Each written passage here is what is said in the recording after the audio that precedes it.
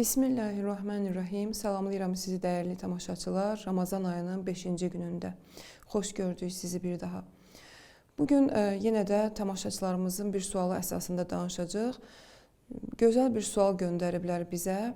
Elə Ramazan ayının ilk 10 günlüyünə aid olan suallardandır ki, səmərəli istifadə edə bilək.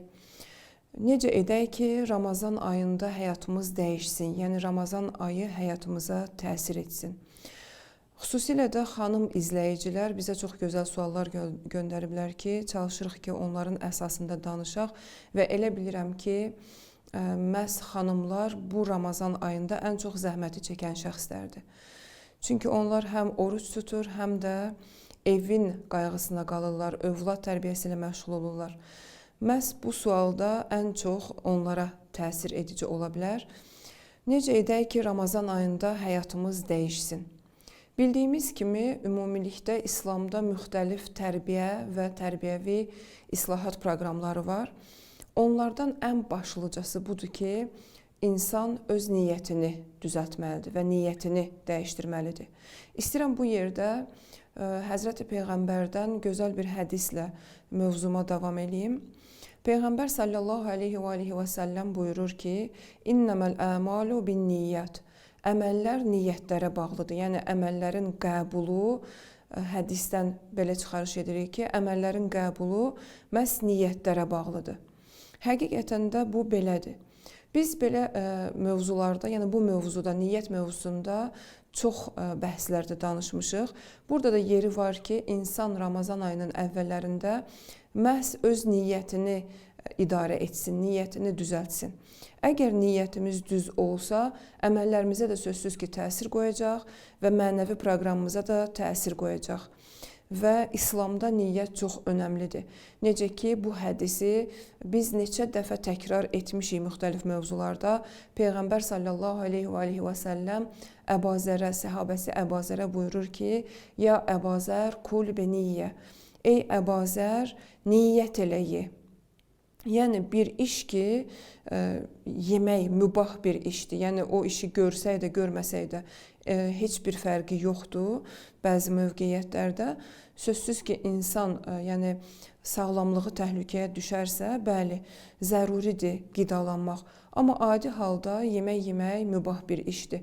Amma o mübah işdə belə Peyğəmbər Əbazərə buyurur ki, ey Əbazər, niyyət elə ye.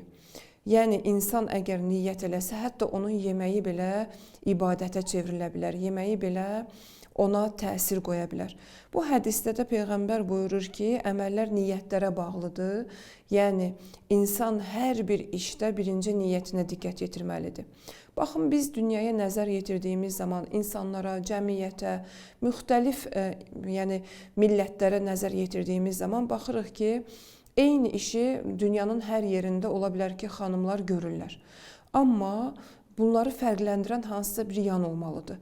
Yəni, Məsihi də, Yəhudi də və yaxud müsəlman da ola bilər ki, uşaq dünyaya gətirsin və uşaq böyütsün. Bunların fərqi nədən ibarətdir? Fərqi məhz İslama görə niyyətdən ibarətdir.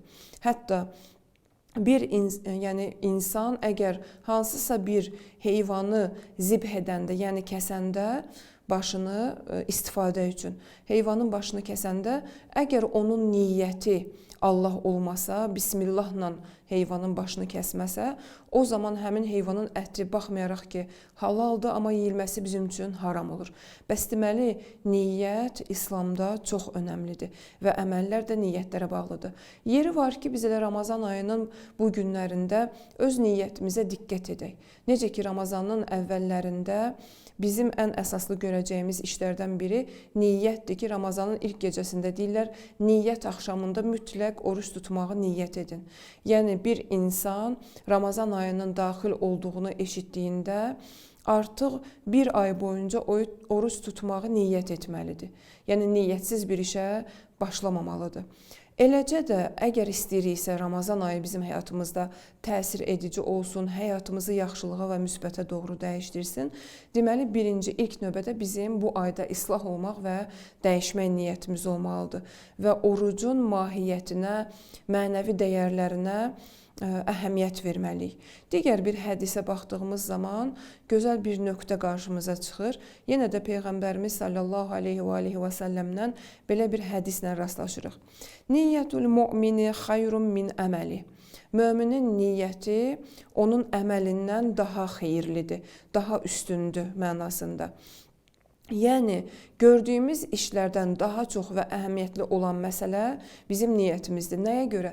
Çünki ola bilər ki, həm yaxşı insanlar, həm də pis işlərin sahibləri yaxşı bir işləri görmüş olsunlar. Bəs bunları fərqləndirən şey nədir? Fərqləndirən şey məhz həmin niyyətlərdir. Nəyə görə? Çünki ola bilər ki, məsələn, bir insan oruç tutsun və yaxud da namaz qılsın, amma riya üzündən, yalnız özünü göstərmək üçün bu işləri görsün. Amma insan Allaha yaxınlaşmaq üçün niyyət edəndə ki, oruç tutur, o zaman məsələ artıq fərq edir. Və hər bir iş də İslamda eynilə bu cürdür. Ona görə hədisdə Peyğəmbərimiz buyurur ki, niyyəti, mömin insanın niyyəti onun əməlindən daha xeyirlidir. Yəni, mömin insanlar həmişə xeyirli niyyətlərdə olurlar, müsbət niyyətlərdə olurlar. Və həmişə xatırlayaq və yadımızda saxlayaq ki, niyyətlər insanların həyatlarına təsir qoyur, insanların həyatındakı gedişata təsir qoyur, insanın aqibətinə təsir qoyur.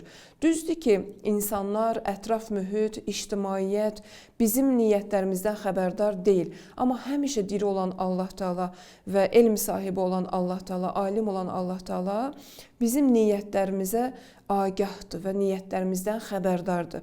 O yüzden də hər addım attığımızda niyyətlərimizə diqqət yetirməliyik. Bugün insanların əksəriyyətinin problemi niyyətlərinin düz olmamasından ibarətdir. Bu səbəbdən, yəni müvəffəq ola bilmirlər bir çox məsələlərdə. Əgər insanın niyyəti düzgün olsa, onun hətta istədiyi, gördüyü işdə müvəffəqiyyəti olmasa belə, o yenə də öz Allahının yanında əcrini aparacaq, yəni savabını aparacaq. Bəs deməli, niyyətlərə diqqət yetirməliyik.